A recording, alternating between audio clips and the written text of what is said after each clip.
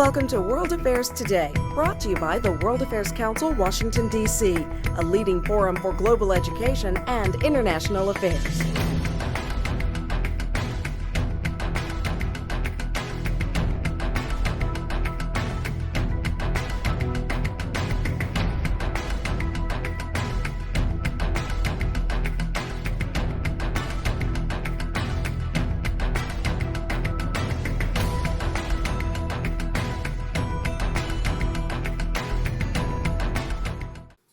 Good evening, ladies and gentlemen.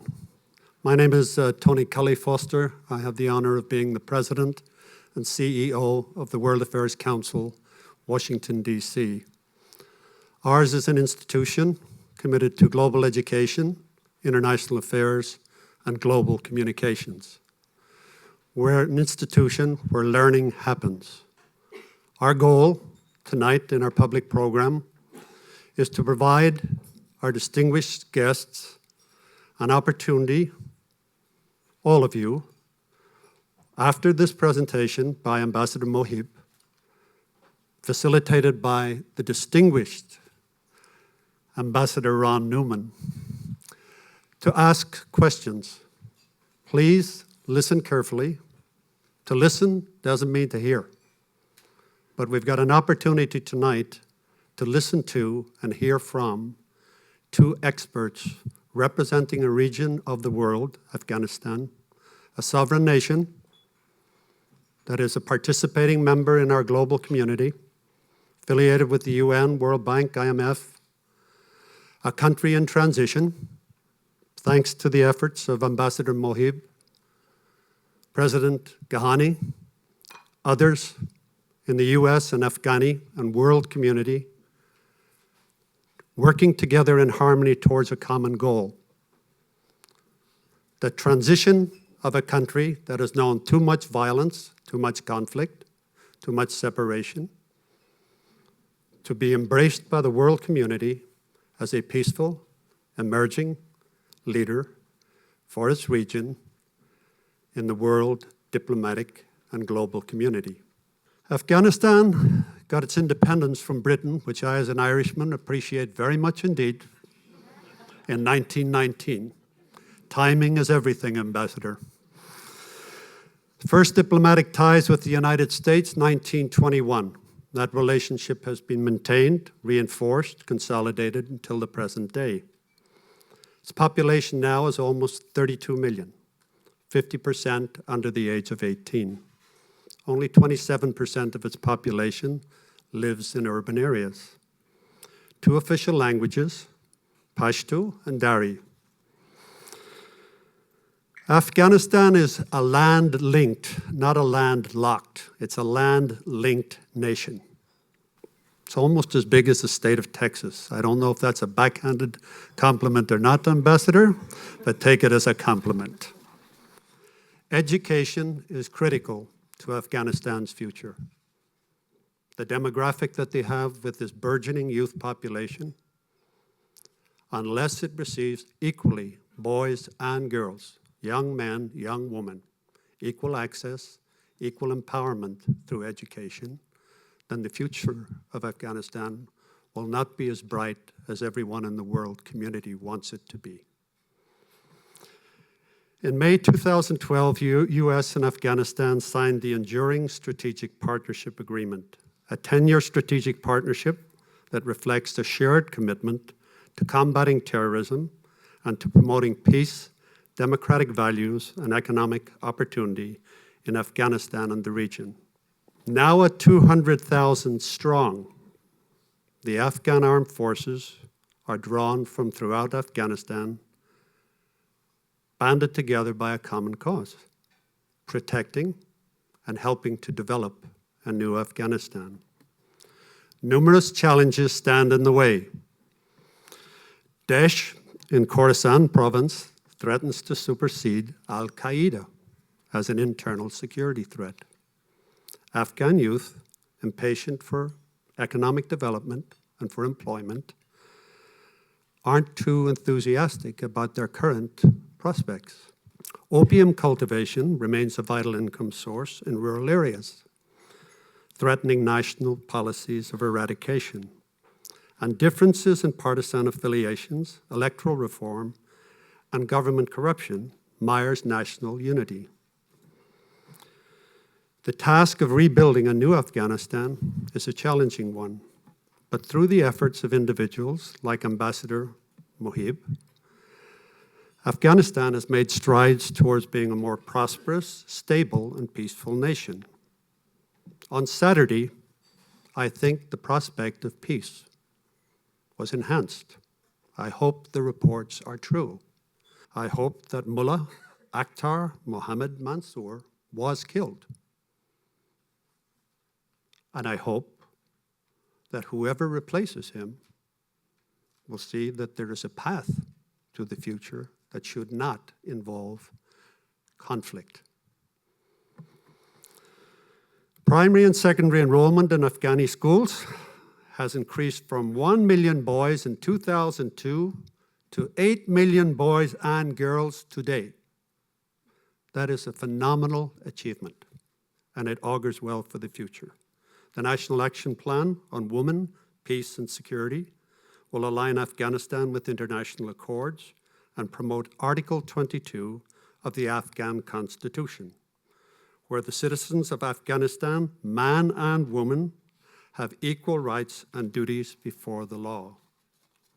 And finally, President Ghani's Jobs for Peace program seeks to stem the exodus leaving for Europe and to reunite the Afghani diaspora in a collaborative effort to rebuild their nation. Ambassador Mohib, in the short time that I have known him, 6 months, where I have followed day by day the activities that he and the leaders of his country have committed to in the quest for peace, has impressed me greatly. He's a man of honor. He's a man of tiring, soft diplomacy in terms of appealing to hearts and minds, educating people to the new Afghanistan. He served as ambassador to the United States since September 2015, previously served as Deputy Chief of Staff to the Afghan President. He founded the Afghan Students Association in the UK, the think tank Discourse Afghanistan, and has initiated multiple community service programs for Afghan women and orphans in Kabul. And he's about to become a dad. This is good. Moderating today's discussion is one of diplomacy's great rascals, Ambassador Ron Newman, a mischievous fellow with a wry sense of humor. There are only 2 ambassadors' families in the history of U.S. diplomacy where a son has followed a father in their diplomatic posting. So we have here tonight one of those individuals, because the first one's name was Adams, long time ago. But Ambassador Newman and I are friends. We're professional colleagues. We share the same space and we share the same point in space and time in terms of our commitment to doing anything that we can to mobilize whatever networks that we have or we can in support of your nation's quest for long-term peace and economic development and success in the global community. So I'm very honored to ask 2 ambassadors to come to our table tonight. But before I do so, I want to thank the Ronald Reagan Building, the International Trade Center, for their kindness in being our strategic partner in terms of the work that we do through our public programs. I also want to thank Ms. Stephanie Fassler, our Director of International Affairs, and Kristen Roach, our Director of Global Communications, and the interns who work with us for their commitment to our cause. So please give a very loud stomp your feet and clap your hands. Welcome to Ambassador Mohib and Ambassador Newman. Well, thank you, I think, Tony, for that interesting introduction. Ambassador Mohib, it's such a pleasure to be with you here tonight. It's a pleasure to be here. Thank you to the World Affairs Council. To be here again, I met some of the members at our embassy. We had the honor of hosting one of the events. It was a great experience, and we decided to do it twice. It's exciting. At your grounds. Well, it's a great chance. It's an interesting evening. It's been a very interesting couple of days in the news. But, you know, before we go to the hard stuff, which I'm sure will then preoccupy us for most of the evening, Mr. Cully Foster mentioned the size of the youth population. A great deal of the hope of Afghanistan is in its youth. And while you're not quite youth, you're still emblematic of this new generation that comes from a very different background, but also has lived through a lot of the tragedy of Afghanistan. And I thought it might be useful to give people a sense of Afghanistan if you would just take a moment or two to talk about your own background. Okay, well, that's going to take a while. Well, in brief, I would say that as a child, no one would believe that childhood would produce something successful. But through hard work and dedication and people who believed in that potential, gave me the opportunity to be able to serve my country and have the honor to serve my country in one of our most important diplomatic postings. I think that's also a showing of where Afghanistan is. We've had over 30 years of extremely difficult period, but the resilient Afghan people, through our hard work and dedication, and with the support of the international community who saw the potential in Afghanistan, has turned the table around. Today, Afghanistan is a functioning democracy. It has, as President Cully Foster mentioned, opportunities for our youth, for our population, and the opportunities that we didn't have. We have pulled ourselves out of our rubble and built our country, a democracy that we continue to build on. Well, you and your family went through a lot in the process getting here. But it's not just me, Ambassador. The vast majority of Afghans suffered through this war, and it has been. We had to live in refugee camps, leave our homes being destroyed, and we had to live through war, civil war, and a lot of difficult period. But those, whether it was outside Afghanistan, those of us who were lucky enough to be able to go and find shelter outside, and those who stayed in the country, all went through a very difficult time, and we survived it. And that's where I think the Afghan resilience come into mind. I just share a story to take away, not to take away from the subject. So a couple of months ago, our football team won. We lost the finals to India in football, South Asia Cup. But the people were so proud. They wanted to go and welcome our football team, our heroes. And that morning, a bomb exploded outside the airport. There were threats of a second one, but that didn't stop thousands of Afghans to still go and receive our heroes with greatest joy. And as the report had been proven right, just a couple of hours later, another huge bomb exploded. But any message to anyone who wants to destroy that country, that was a message from the Afghan people. Say, nothing will stop us. We will rebuild this country. Well, I know that in the years I've been dealing with Afghanistan, I can hardly think of an Afghan friend, colleague, or associate who has not had either themselves or in their family death, torture, imprisonment, and yet keeps going. And this last year was another violent year. I think it's important for Americans to understand that Afghan security forces had more people killed last year alone than America has lost in its 15 years of warfare in Afghanistan. And the Army is still together, but it took some hard knocks last year as well. Lost Kunduz for a while, got it back. What would you say, how do you think that the security forces of Afghanistan will do this year? It's always very dangerous to predict battle, especially close enough that somebody might remember the prediction. But you know, people are worried. Will the capital of Helmand fall? Will other province capitals fall? It's possible, but how do you foresee the ability of the Afghan forces to make out this year? Well, to paraphrase our president, last year our military was 12 years old, and in 1 year it's now 20 years old. We've made huge leaps of progress, but to come back to that determination, we have seen so much that despite all those upsets last year, I know many people were predicting that we would fail. But despite a very difficult year, our security forces not only made sure that the enemy doesn't meet its strategic objective of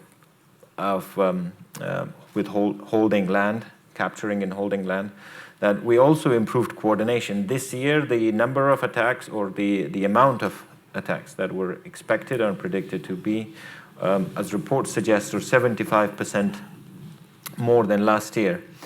And every attack where on a city or the majority, there was an attack on Kunduz, the Taliban were defeated. This same place, a much more intense attack, and we were able to do that. And we were able to do that because coordination among our security forces became better. We have a much more offensive plan and how to defend our territory. Also, what's important to understand is the role of transition. Last year was the first year where our security forces had the responsibility for securing Afghanistan, our territory, for the first time ever. Now, this was, we had to rely on international security forces, about 600,000 security personnel, that is the official military and contractors who left Afghanistan, who were providing support, close air support. They were providing, assistance, and they were fighting shoulder to shoulder with us. And all of a sudden, we were on our own. And it was a testing time. It was a very difficult time, but we pulled through. We hit rock bottom, and we are on our way up. This year, we're in a much better and I'm positioned, and I'm confident that we'll be able to defeat any attacks that are on our territory this year.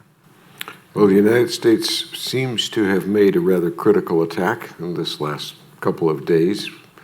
How do you evaluate what has happened? We haven't heard much from the Pakistanis yet about this attack, which was in a part of Pakistan where we have never attacked before, and this very significant blow of killing the Taliban leader. Speculation is dangerous, and so here's a diplomat encouraging another diplomat to speculate. It's always a way of getting in trouble, but how much would you like to speculate on what happens as a result of the death of Mullah Mansour? Well, Mullah Mansour was an impediment to peace, and we welcome President Obama's decision and his bold action to eliminate a person who was preventing other Taliban elements in the calls of our government for peace process. It's not just about that action. It gives the Afghan people hope that our most important partner, the United States, is serious about peace in Afghanistan. It also creates an opportunity for us to be able to build on that and invite those who are leaning towards peace, but perhaps were prevented from. As you said, speculation is difficult. We know, but it creates an opportunity. It has created a sense of hope in the Afghan community in Afghanistan, knowing that the sanctuaries that were provided to the Taliban are no longer safe, and that they will be eliminated no matter where they are. And that's a very important step for Afghanistan. If that is really true, it would be an important step. I'm personally, I'm out of government. I don't speak for anybody but myself, but was not clear to me from President Obama's comments whether we actually have a change of American policy that will put the sanctuaries under pressure, or whether we had a one-time action that won't be repeated. I'm sure that's a big question for the Taliban leadership as well, but I hope you're right. We have lost a lot of people because of those sanctuaries that provide a place for Taliban to find medical care and keep their families and their leaders stay safe while they send their soldiers to battle. But I don't know whether the American policy has really changed or not. I don't know how much confidence you have in that. Well, like you said, speculation is difficult, but what we are hopeful, what the opportunity that this event brings to create peace in Afghanistan, and I think we have extended the hand of peace once again to all those Taliban who might want to take this opportunity now and join the Afghan-led and Afghan-owned peace process. Well, you have an interesting possible reinforcement of that with all the talk about a peace settlement with Gulbad and Hikmatyar. And I know a lot of people are wondering, will that settlement with Hikmatyar, that seems to be there, almost there or sort of there, is that going to have an effect on things like the progress women have made or the Afghan constitution? Absolutely not. We don't make compromises on our constitution, and that has been very clear right from the beginning, that this peace process is to provide an opportunity for those who may have legitimate grievances towards Afghanistan, and if they're willing to drop their guns and come to negotiate, that the government would be open to negotiate a peace deal with them, but not at the price of the progress we have made. We often, I'm sure you get the question, I just get it occasionally, you get it all the time, about whether this holds out a threat to the progress that women have made. Like I said, absolutely no. That has been a very clear message that we have always put on the peace process, that we are not ready to compromise on the progresses we have made in the constitution. And this has been a message that we have always given, and this is a message that we're also delivering, not just to the deals that we're currently making, but also to the Taliban and those who are willing to. And I don't think anyone has a problem with the constitution. This is the most Islamic constitution a country can have, and we're confident that that would not be an issue for at least the progress that women made. But it's not just the progress that we've made in the gains in the constitution. Today, the Afghan society is demanding that change. That change has happened because the people wanted it, and the people implemented it. The strong women who themselves stood for themselves, but also the men who accompanied. You may remember for this horrific case of Farhunda, where the men came out to the street to protest for her rights. And that is, I think, an extremely positive change that cannot be turned back. I'm happy to hear that. I didn't expect to hear anything less. One of the images in my mind when I think of women in Afghanistan is one of the pictures from the last election. You probably saw it. There must have been 50 women, all in burqa, all holding up a long piece of blue plastic covering those long lines, standing in the rain, all helping to hold up this plastic to keep the rain off them, waiting to get in to the polling place to vote. And I thought that was such a powerful picture of their determination. When you look at this evolving democracy in Afghanistan, it's a picture that's so, the one hand and the other hand, and people get very carried away talking about whichever hand they want to shake. It's all about corruption. It's all failed. It's all one thing. And yet, on the other hand, you have 7 million people that voted in the last election. Despite threats of violence, they came out despite being warned that they could be killed or have their fingers cut off if they voted. There's an appetite for democracy, which would be very difficult to put back in the bottle. And in a sense, for all of the problems, Afghanistan is more corrupt than more democratic.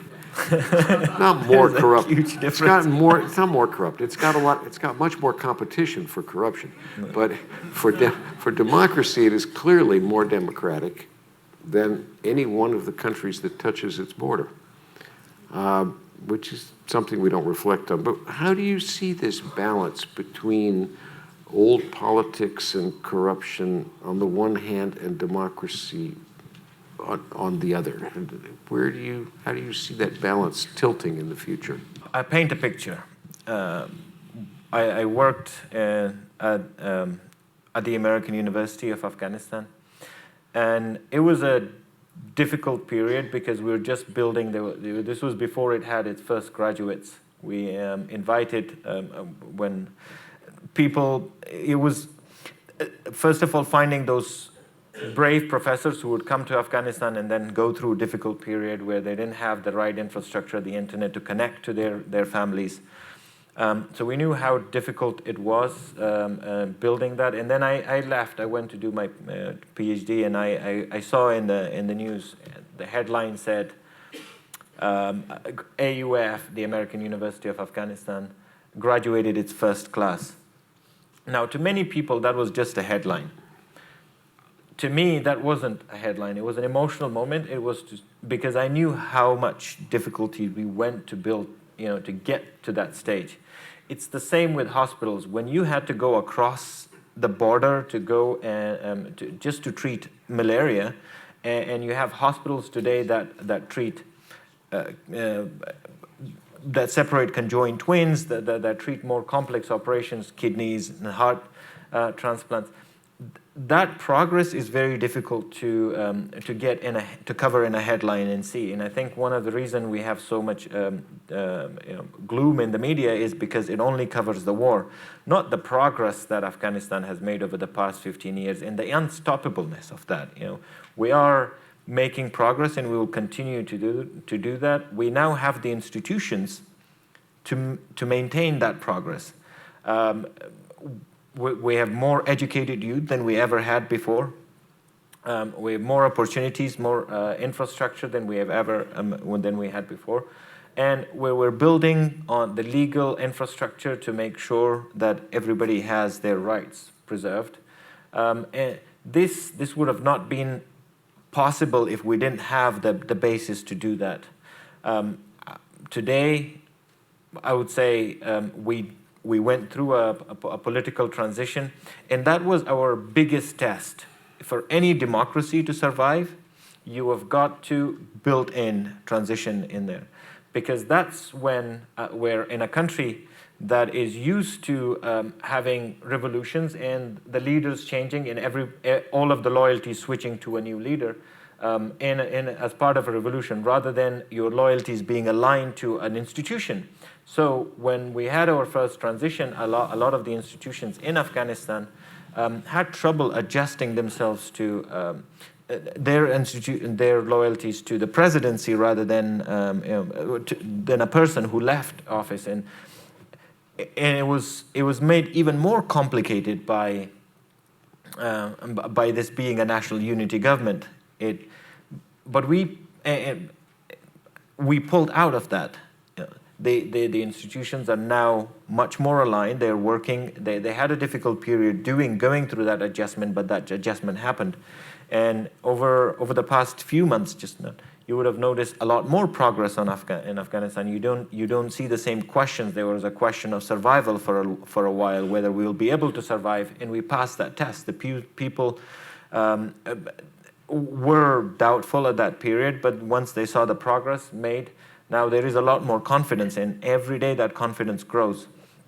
So we, as Afghans, are more confident in our future because we know we're determined to preserve the progress we've made and build on it. We're also confident because we can see the contrast is it's all relative. We can see the relativeness, what changes we've been able to bring together. Whereas because there is no continuity and the media may only see the war that's covered, the people's angle to Afghanistan is only through the media. It's an abstract, and that abstract is defined by whatever you read. Whereas for Afghans, we live it. We live it, and we know what progress has been made and what we are doing to continue to make that. Well, it's been a very difficult year. Let me ask you one more, then I think it's time to go to audience questions here. But the national unity government has not always been distinguished by its unity. It has had an enormous difficulty filling positions. It has no real policy differences among Dr. Abdullah and Dr. Ghani. It has a lot of other issues. What do you see looking out at this next year? Are we going to continue to see this sort of endless fussing and squabbling, or can they play better together?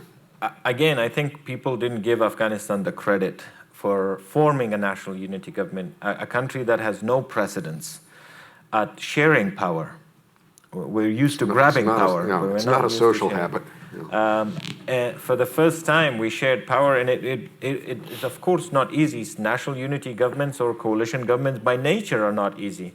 It took Belgium 11 months, almost a year, to form a government after their coalition. It took Germany 6 months. Australia struggled with it for a long time, where every 6 months there was a new prime minister.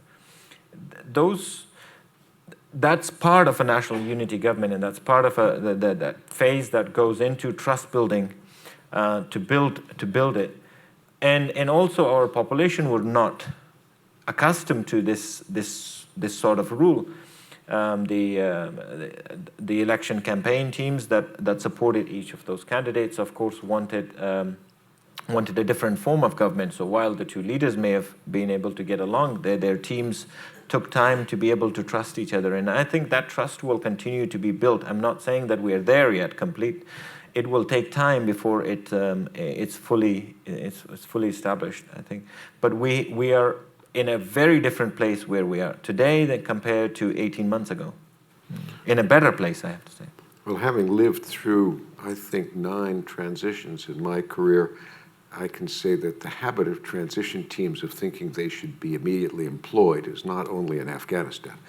I think we should go to the audience here. I would ask you, when we recognize you, please to give your name. If you have an affiliation, give your affiliation.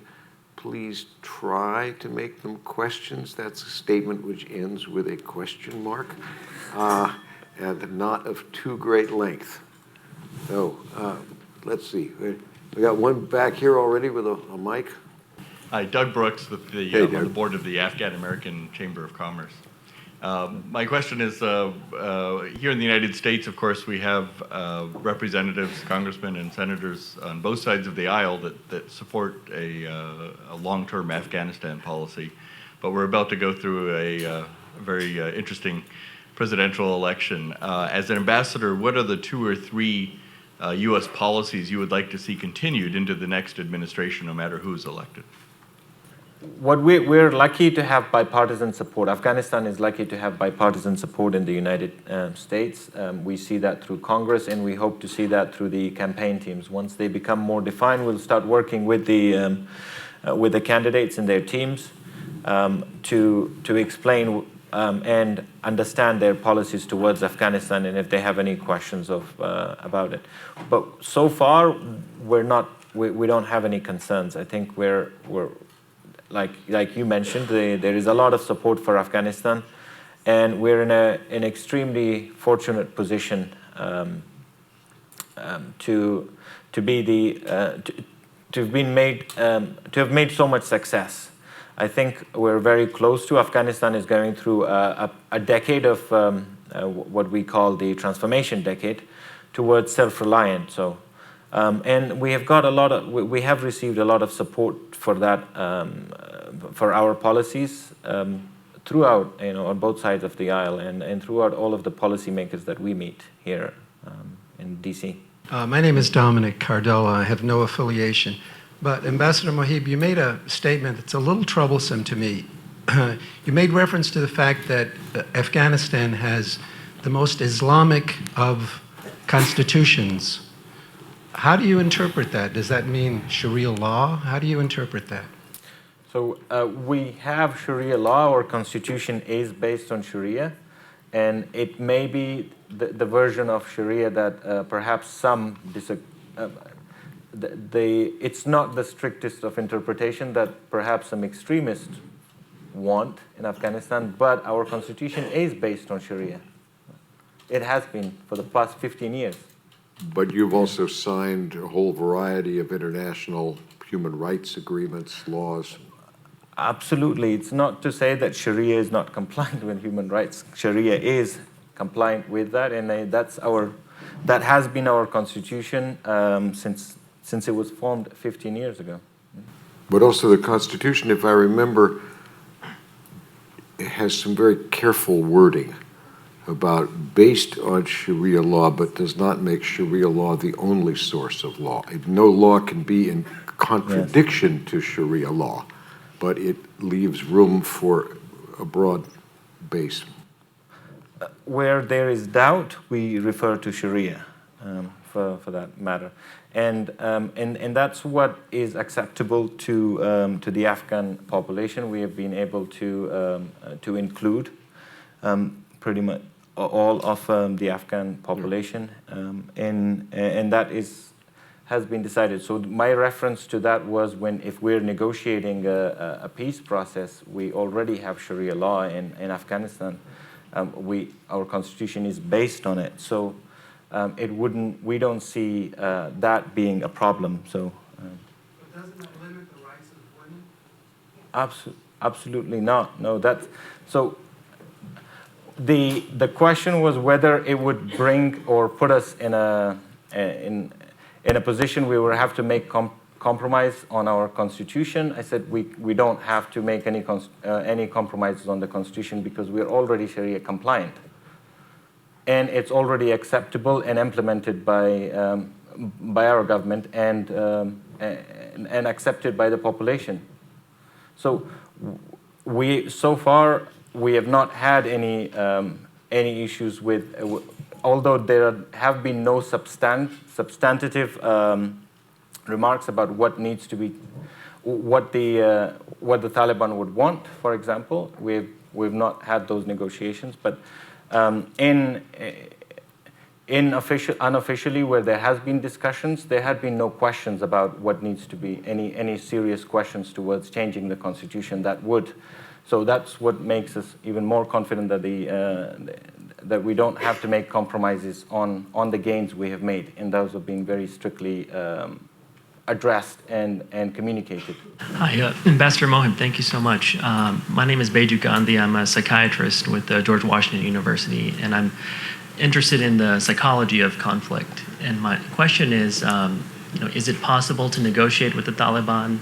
How has that process gone so far, and how do we proceed, in that direction, given the challenges of negotiating with, the likes of the Taliban? You're talking about really, is it psychologically possible to have this, rather than about the individual political issues? Like, both, I guess, the political issues, but then, understanding the psychology of the Taliban and what do they want, and who are they as a group? Are there elements of the Taliban that are more cognitively flexible, if you will, than others, that there can be some soil to till, if you will, or are they all just this monolithic entity that can only be dealt with drone strikes? Peace is a process.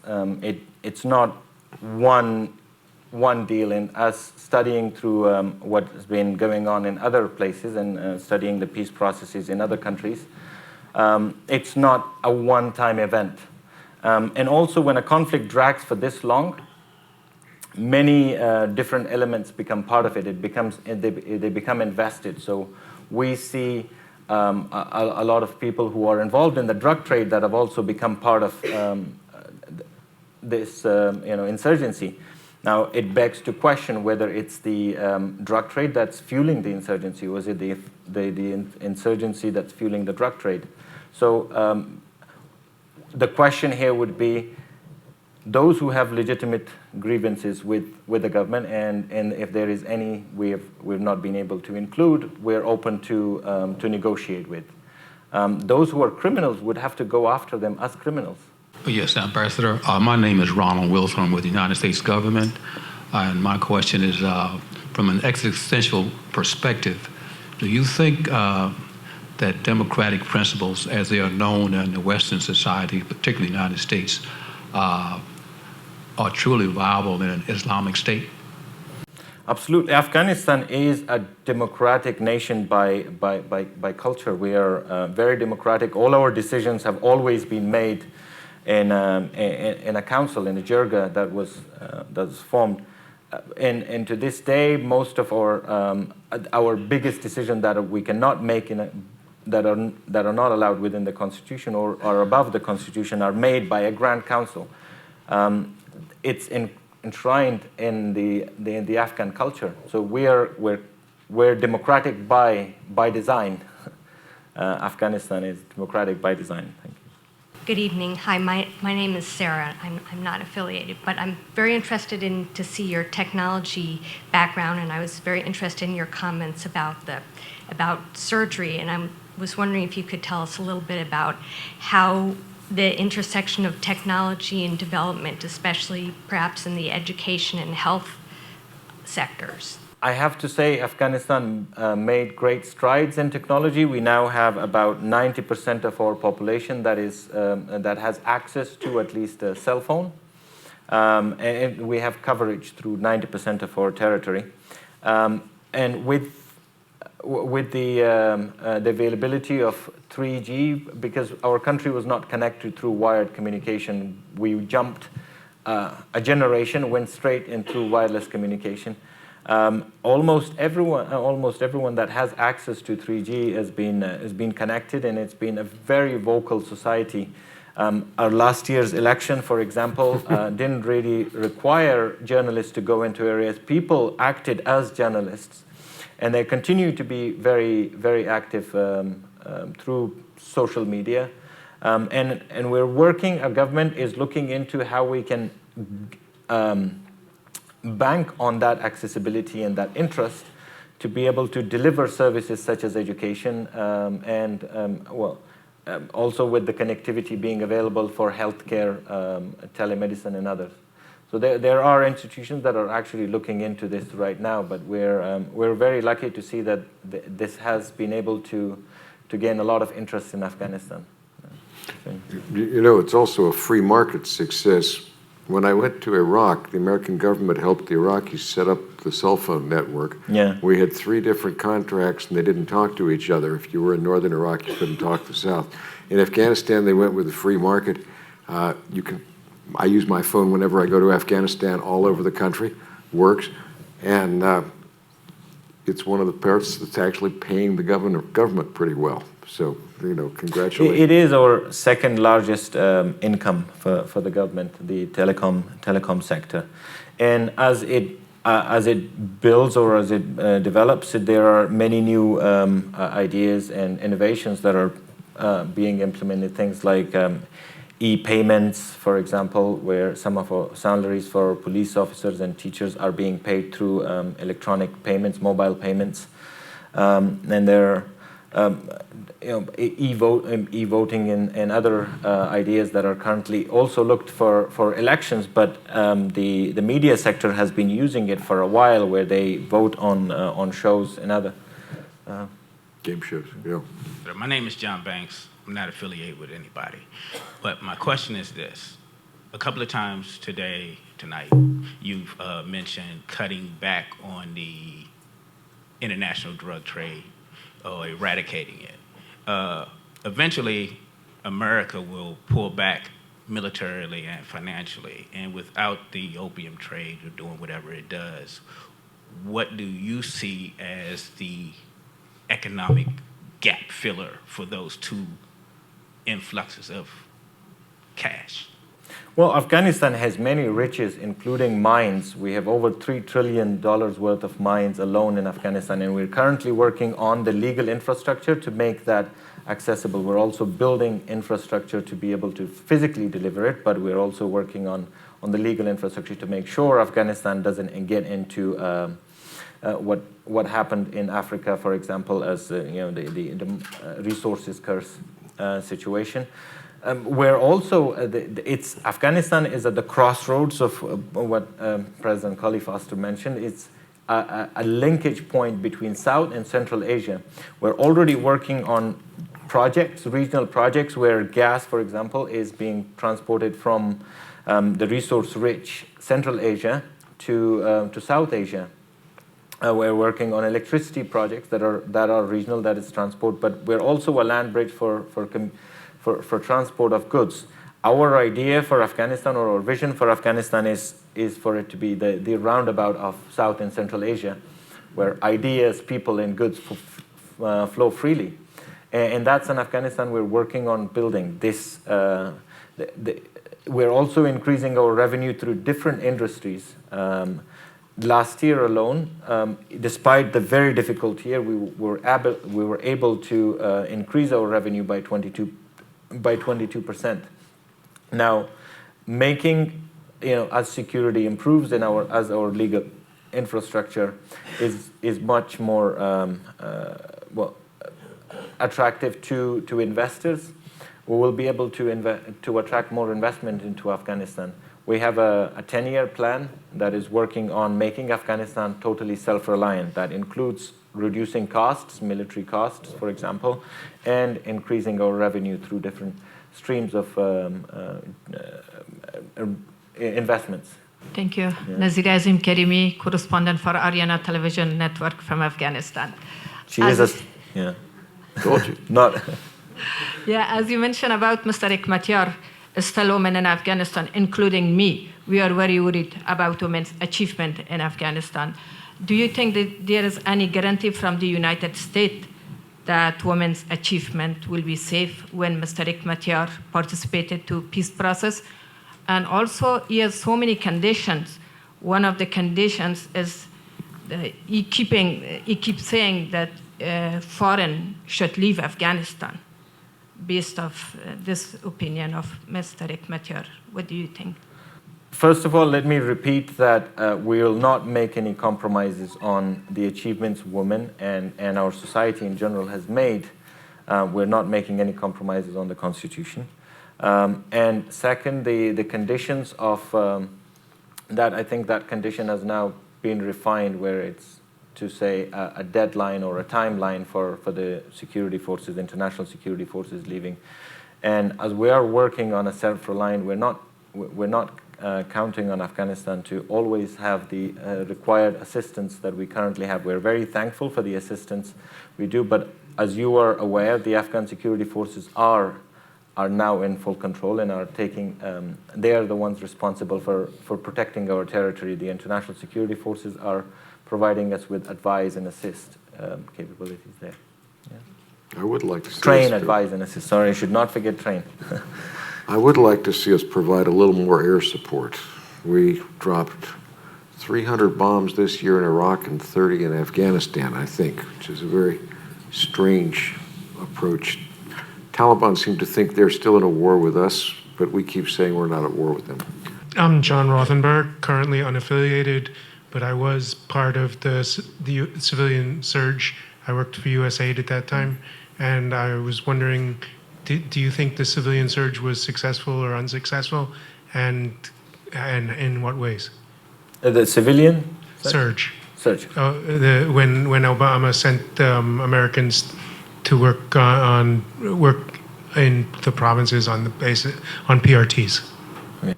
So. Again, to suggest, well, Afghanistan has made a lot of progress, and it would have not been possible without the support from the United States, where the institutions that we have managed to build, the infrastructure that we have managed to build, has all, the credit goes to the United States, and I have to mention the other international partners as well. There are, I think we focus on challenges, and this is my point earlier to Ambassador Newman, was we focus so much on the challenges. We do have them, and we don't want to hide, and that's every government has its challenges. We may have more than any other, but we don't want to undermine the progress or the progress that was made in the last 15 years, and with the surge too, that was part. We built over 7,000 kilometers of, paved over 7,000 kilometers of road in Afghanistan alone. We built hospitals, we built schools, over 8 million children that attend school, and pretty much all of the districts in Afghanistan would have not been possible without the support of those individuals who served there, and we thank them. And I think we owe it to the service of Americans and Afghans who made those possible, that we continue on that path and build on it. The civilian surge was a little bit like a roller coaster. It took quite a bit to creak it up to the top, and then it peaked pretty quickly and went down.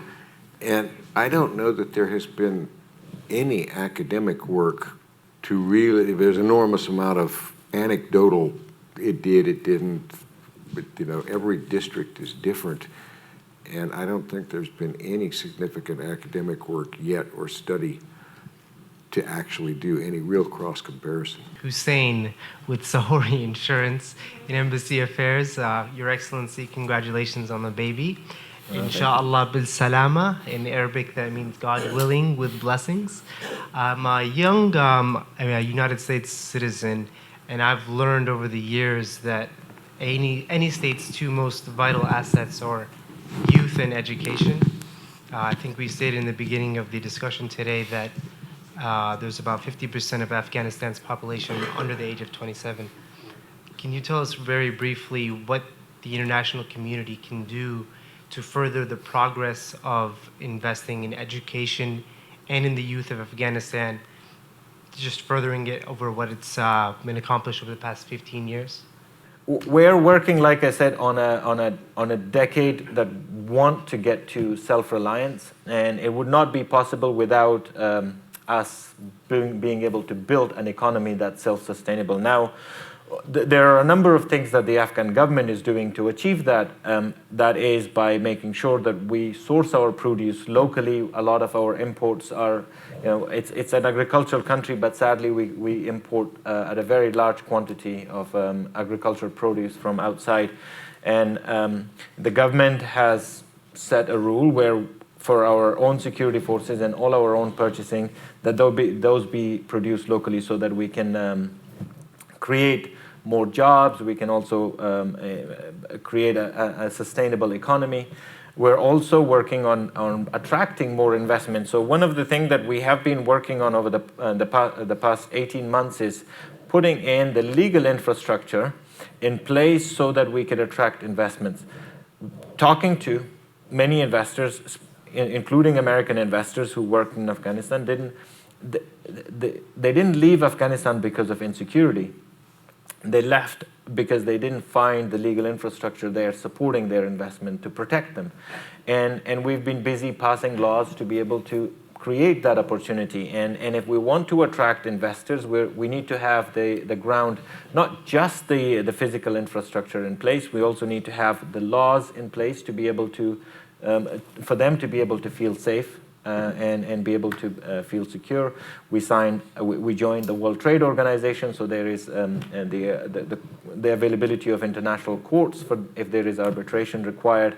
We're also passing laws to be able to protect, let's say, if you had a technology business, if Amazon was to invest in Afghanistan and wanted to put a data center there, while their immediate need may be making sure that they have internet connectivity and electricity and perhaps a safe location, their other needs would be privacy laws to make sure that the government is not going to one day show up and say, I want to look into all your data or capture. So we're preparing Afghanistan for that investment while we're attracting smaller businesses in the meanwhile. Thank you. Thank you too much, Ambassador. I come from the Spanish Embassy, and I read in an interview in the Washington Post that you were a refugee 2 times, I think, in Pakistan.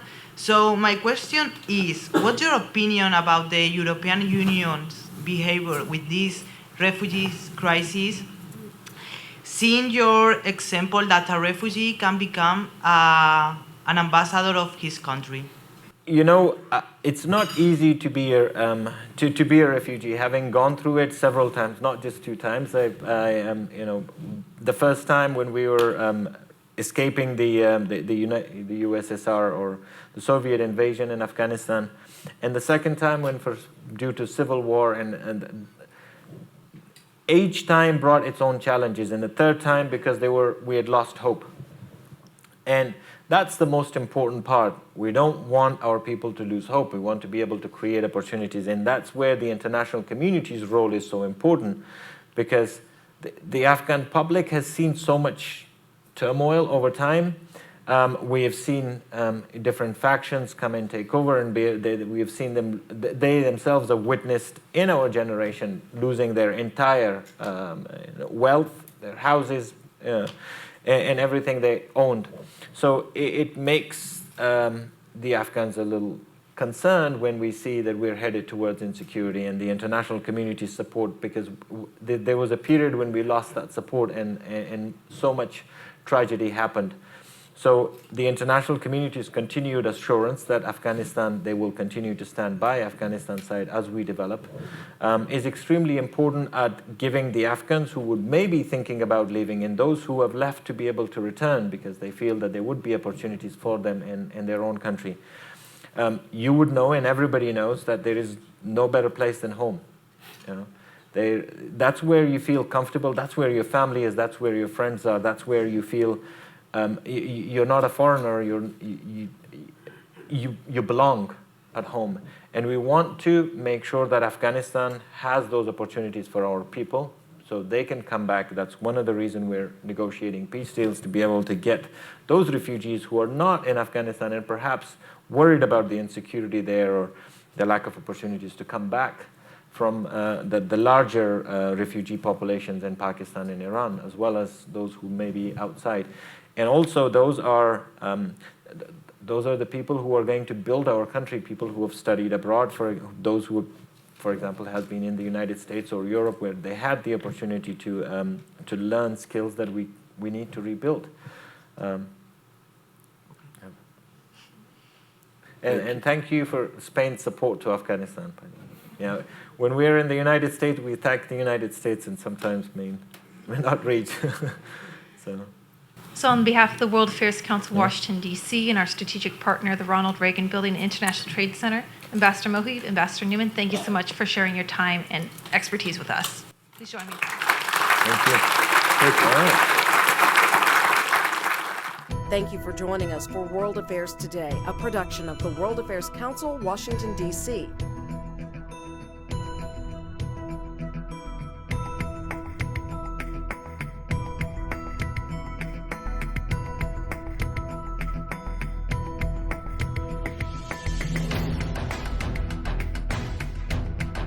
Stay connected with us at www.worldaffairstoday.org.